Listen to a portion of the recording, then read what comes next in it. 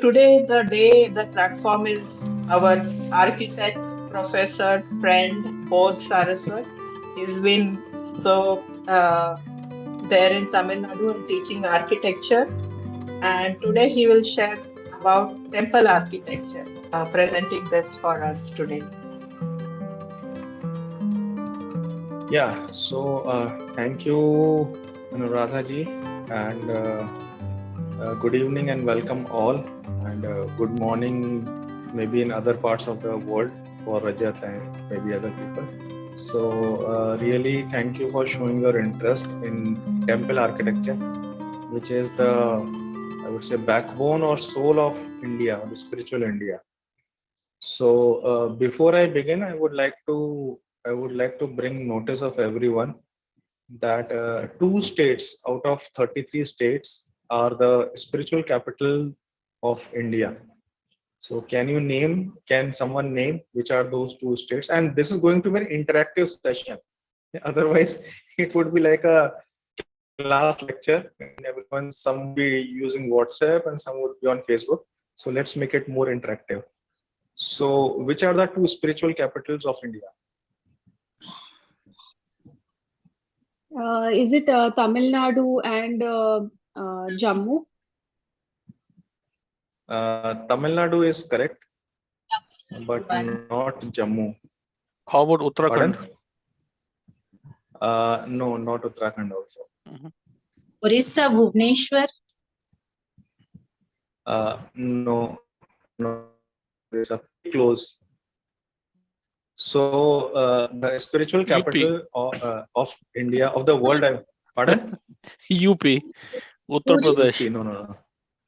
It's UP is far from Odisha actually. It is close to Odisha. Okay. So the spiritual capital of the world, in fact, is one is Tamil Nadu, the other is West Bengal.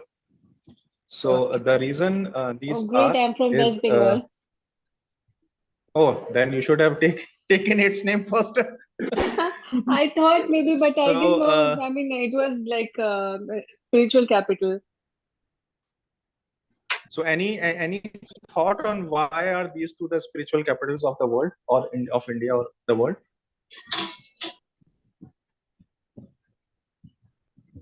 Tamil Nadu. In Tamil Nadu, there are a lot of spiritual. There are the main origin and temples, and every place in Tamil Nadu has its significance in mythology and spiritual. Because I listen lots of discourse of Telugu literature and Telugu Pandits. They are many times they telling about speaking about the temples and the places and its significance of that places, Tamil Nadu. That's why I also thought that Tamil Nadu may be one of that capital, because Tamil Nadu is Adi Sankaracharya, your Raman Maharshi, all these and every place in Madurai also. You have Swami Vivekananda's, everything, and their temple structure also I saw in Chennai. It has totally different type. And in Bhubaneswar also I saw Orissa's temple structure also in Bhubaneswar and Puri. The temple structure of Puri, Konark, Lingaraj Mandir, they're totally different. They're only on stone and stone, one stone, another stone. If you can watch that things, you can't imagine also that that time how the people will manage to do that stonework and how they arrange that stones. I think that's why. Yeah. So yeah, pretty close. So the reason is that if you see, so temples you will find all over India, starting from Jammu, Kashmir till southern tip, and from west, like Somnath temple in Gujarat towards northeastern states, Nagaland, Kohima, all the places. But Tamil Nadu is because if you see Dravidian style or Dravidians are supposed to be the originators in Tamil Nadu. That is one. And most of the great saints or spiritual leaders like Tiruvalluvar, Saint Tiruvalluvar, Saint Augustine. Then you have Rameshwaram, which is like epitome of the worship of Lord Ram towards Lord Shiv and Lord Shiv towards Lord Ram.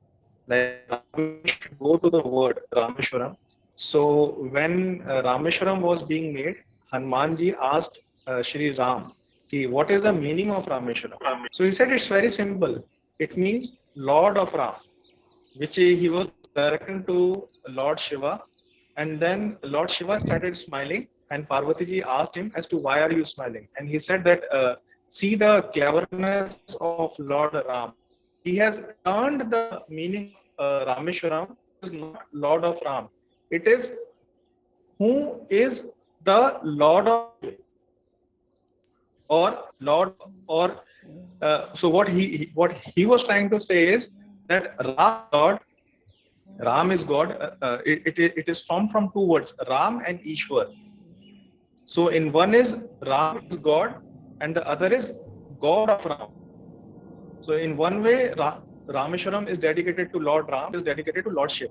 And then there we have Ram Setu, which is one of the wonders as to how this longest bridge has been formed, which is still intact 7,000 years ago. Then we have Vivekananda Stoop, where he has meditated before going to Chicago, and many other such stories. West Bengal, if we again go, where we have Ram Krishna Paramhans, Swami Vivekananda, and many other spiritual places like Paramhans Yogananda, and all these saints, if you see, are from West Bengal. Now, coming to the temple architecture. So, temple architecture is one of the oldest, and if we see, there are three main branches. So, the first is the Dravid style, which is towards the south. All the southern temples come under the Dravid style. Then in the north, we have Nagar style, where we have this in Madhya Pradesh, Jagannath temple in Madhya Pradesh. And then we have Vesara style. Vesara style is the mixture of Nagar style and Dravid style. Now, what is the need of temples, or what do temples depict? So temples actually depict the human body. So if we lie down, so the feet, any temple has got various components. First is the mandap.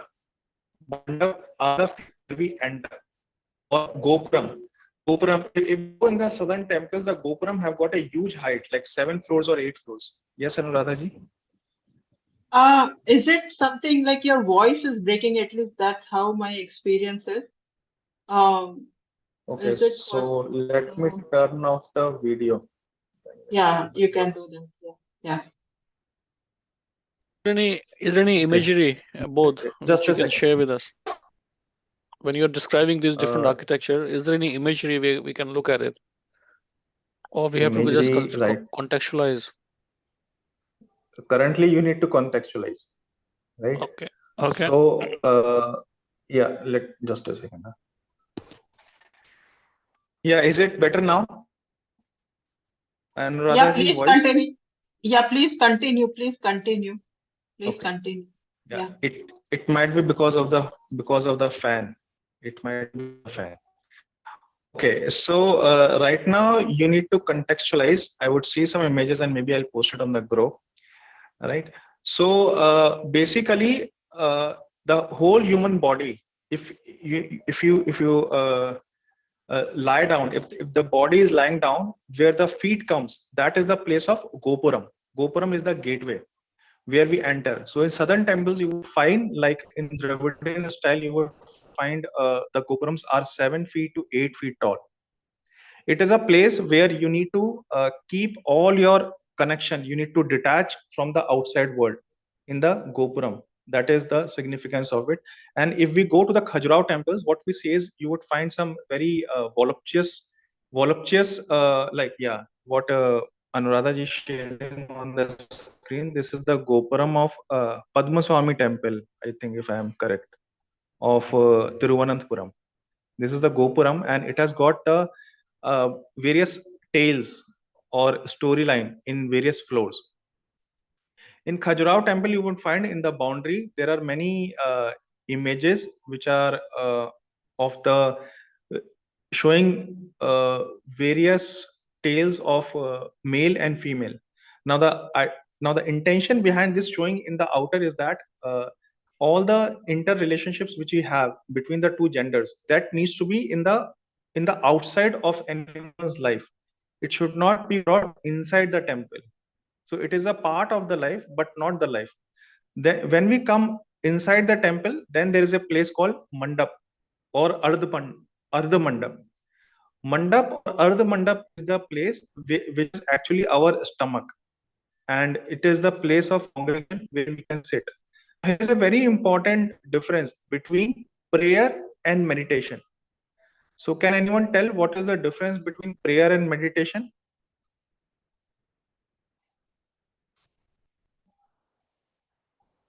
Okay. So prayer is when we are talking, that is called prayer. Meditation is when God is talking to us. So in meditation or contemplation is a state where our inner voice, which is also known as intuition. Like if you take your hand and if you take it to your backside, there is a hard portion, and after the hard portion, there is a soft portion. That is called medulla oblongata. That is also known as the mouth of God. It is where we get connected to the universe. All your intuitions are actually coming from there. So after the mandap or ardha mandap is the garbhagriha. Now this is the most important place in a temple where the deity is kept. This is actually the head of the whole temple, garbhagriha. Now if you see the synchronization, first you have gopuram, then you have mandap, then you have ardha mandap, and finally you have got garbhagriha. Now it means that you are detaching yourself from the outer world and you are coming inside, and finally you are in a state when you reach garbhagriha, you are completely excluded from the world and you are turned inside. And this is the place where you will connect finally to yourself, the entire universe within you. Now in Dravidian style, there are two kinds of temple. One was built by Rajaraja Chol of Chola dynasty, and one which were not built by Chola dynasty. Now Rajaraja Chol or Chola dynasty, the difference is that in most of the temples, the gopuram would be high and the garbhagriha would be small. Whereas in Chola dynasty, the gopuram was small and the garbhagriha was tall, like Tanjavur, the temple at Tanjavur. In temple of Tanjavur, you will find that the garbhagriha is approximately 8 floor high, and the gopuram is only 2 or 3 floor high. And the way it was built, this temple, it is built from a huge rock, and a whole pyramid was made, and it had all these layers of spirals going up, and they started to carve it out from the top. So a ramp was built in the form of a pyramid, of a conical pyramid, and they started to building from top, and then they started coming down, and then this is the way it was built. Now coming to so this is the Dravidian style. Then now when we go to the northern style, which is also known as Nagar style, in this we have various shikharas. So in this garbhagriha, instead of garbhagriha, the term which is used is shikhar or vimana, which are actually towers, which we can also see in Banaras, like Dashashwamedh Ghat and all these temples near the ghats. And then after the shikhar or viman, you have the same chronology, like ardha mandap, and finally garbhagriha. So this is like a major thing in both of these, which I know of. So this is it. So any questions from this?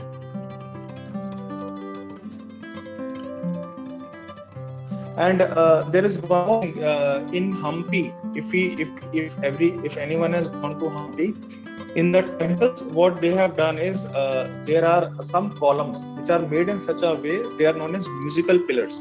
So Thank you, Padma, for joining. And thank you, Seema. Great to see you after quite some time. Rajat has been so supportive. He comes here every week and supports us. So